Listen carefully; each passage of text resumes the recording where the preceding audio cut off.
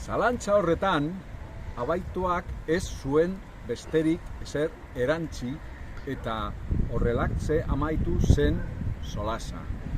Laguntzea nahi bazuen lagunduko ziola esateko une aproposaren bila aritu zen gero, baina ez zuen aurkitu.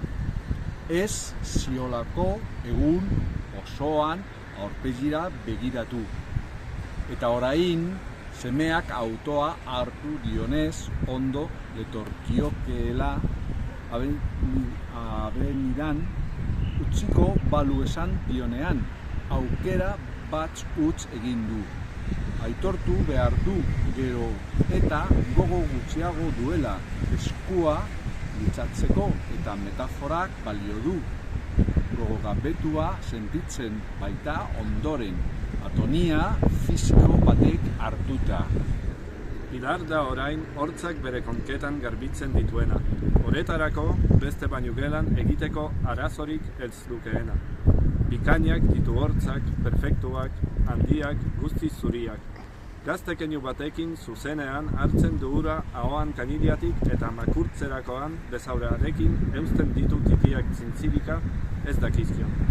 Inoiz ez da bularrez arro egon, gaztetan txikiak zituen konikoak, hauntz titiak.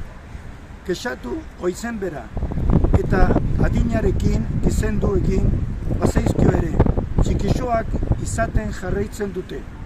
Monumentu publikoetako estatua alegorikoak ekartzen dituzte gogora. Estruktura morfologikoz bikain horiek. Maite du zabel zapal hori. Sorbalda zabala bizkar gihartzua. Bizkarretzurra nola doakion hildo sakon, batean barnatuz gerri esturantz jaitzi arau.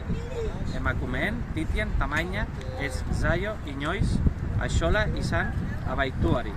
1000 aldiz izan dio Pilarri gustoko zituelan estako titit txikiak. Koroa, anpatu, samarretoa.